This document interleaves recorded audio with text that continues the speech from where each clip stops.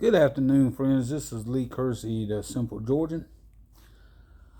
I'm going to make a VR for just piping and a short afternoon ramble. As you can tell, I'm in the house. It was raining earlier today, and it is like a sauna outside. So, fat boy got to have some air conditioning.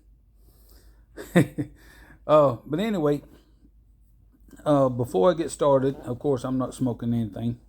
I got a new toy in the mail this week, and it might not mean a lot to very many of you, but it meant a little bit to me.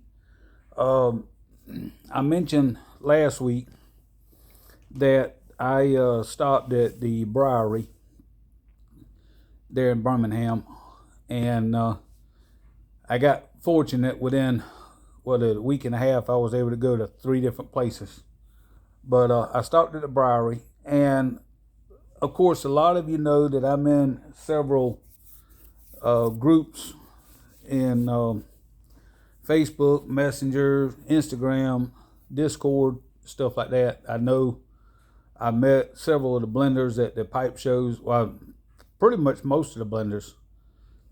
And I had 2 custom blends made by Jim Steffi of Emerson Southern Forge. And still think a lot of him, hoping that he'll get back to blending soon. But anyway, between talking to him and Skip Elliott there at the Briary and several of the other blenders, I finally decided to break down, and I got a press, stainless steel press. I got it off of Amazon, I believe it was. It wasn't all that expensive. The only thing that you have to do is on the bottom of it, you have to cut out a disc to go in the bottom of it, so to block the stuff from coming out the holes. So, but yeah, I'm interested in now, if I can find the time to start blending. I've got a bunch of blending components. I've got the two books that came from Whole Leaf, I believe it was, when I ordered my Whole Leaf tobacco. And then I got another blending book from another guy, and that one uses different blends that's already out. So basically all you're doing is take one part of Haunted Bookshop and one part of the Pirate Cake, and you got what they call it, Haunted Pirate or whatever they call it. Yeah, it's something similar to that. But anyway, that's what the press is for. And according to Jim and Anthony over at Appalachian Customs and Cloud Bear and Skip Elliott, you use the press to make a little 2-ounce pucks, and you use that as your testers, and that way you can get your flavor profiles right. You can get your different blends and things of that nature. I'm trying to pull up some notes for something else here, but anyway, that's what that's for. And I did not get a chance to go to the Columbus Pipe Show, but I did have a bunch of friends that went, and during the show I got a message about a surprise, and I will show y'all that when it comes in. And I was really pleased with that message. So yeah, even though I didn't get to the show, it pays to have friends, right? So yeah, I got a good deal there, I think. And I am definitely looking forward to the surprise. I mean, I know what it is, but it'll be a surprise for my audience.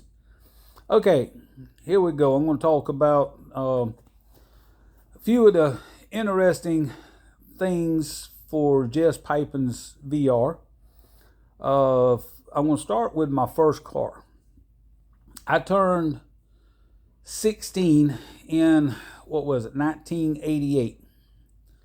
And my dad had bought a 1979 Malibu Classic.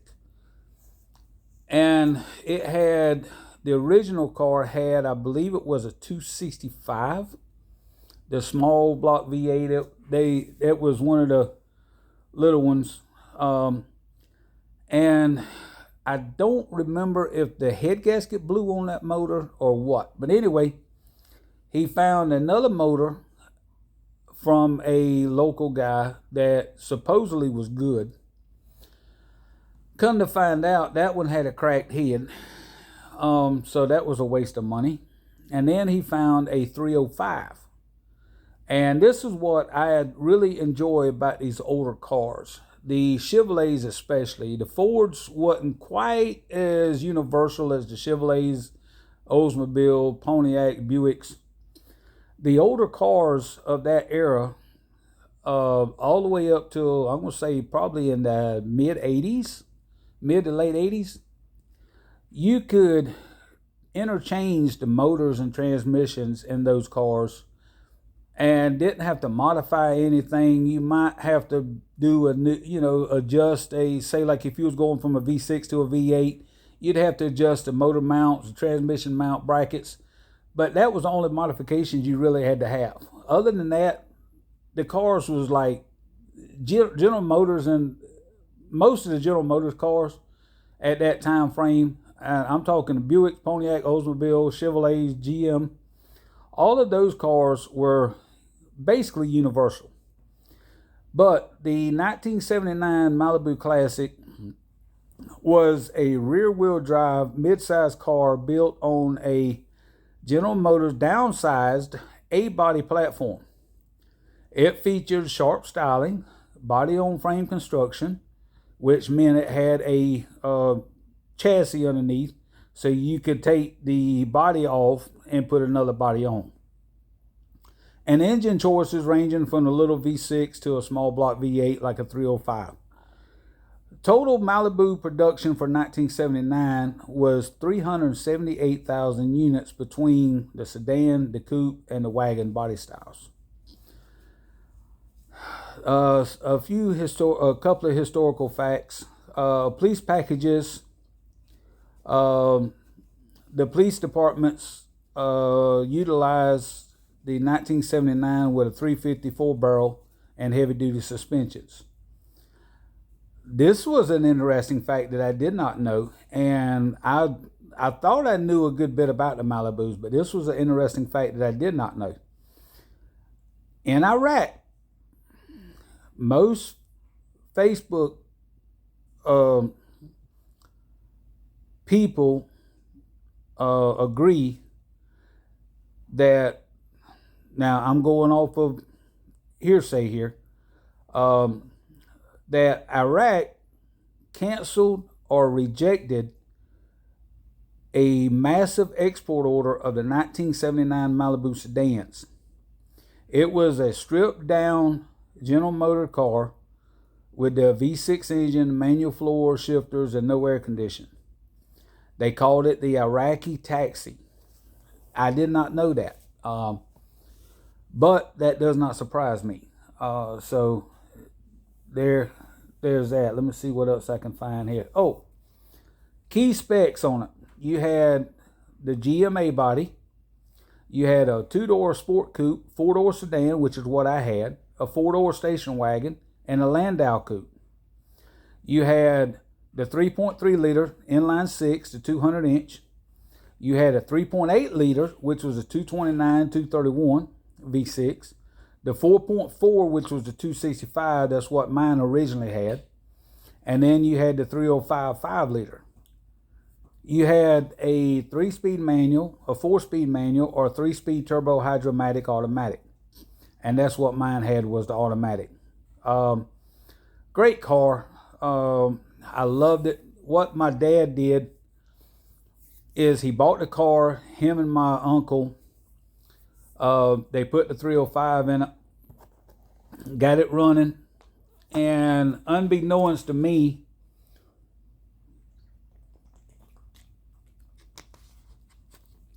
when I turned 16, that was my birthday gift. And Dad told me, he said, you got to put tires on it, you got to put brakes, you got to paint it, and you got to pay the insurance and gas. And that was my car. That was the stipulation that came with the car. And I loved that little car. And I was young, got out here. I wasn't racing or anything, but I got it in August, and in February I totaled it out here in Savannah. And I was a young kid, and like I said, I wasn't racing, but I really wasn't paying attention. And I ran a red light, and a woman in a 1984 Caprice Classic hit me. And both of those cars had the steel chrome bumpers. Well, her bumper caught the back bumper on my car on the driver's side. When she hit me in the back quarter panel on the driver's side. The bumpers caught, it spun me around.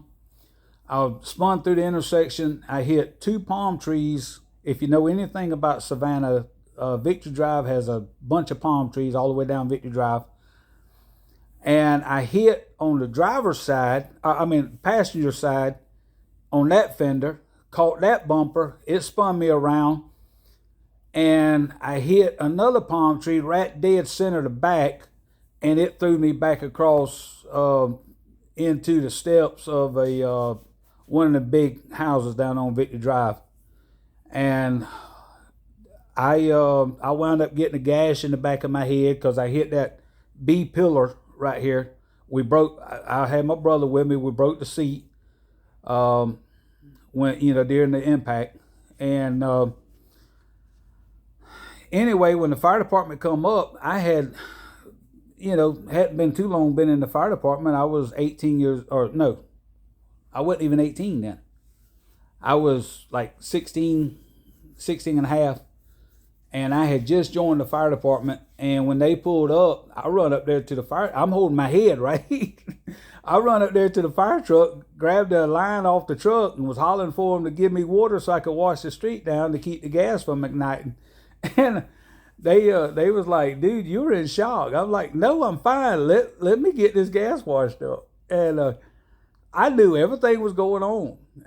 But they was bound and determined that I was in shock. And the police officer that come up, he's like, look, dude, he said, I'm going to arrest you and hold you in the ambulance until somebody gets here. He said, I'm not going to arrest you, take you to jail, but I want to secure you until we get somebody here. So I had got in touch with Dad.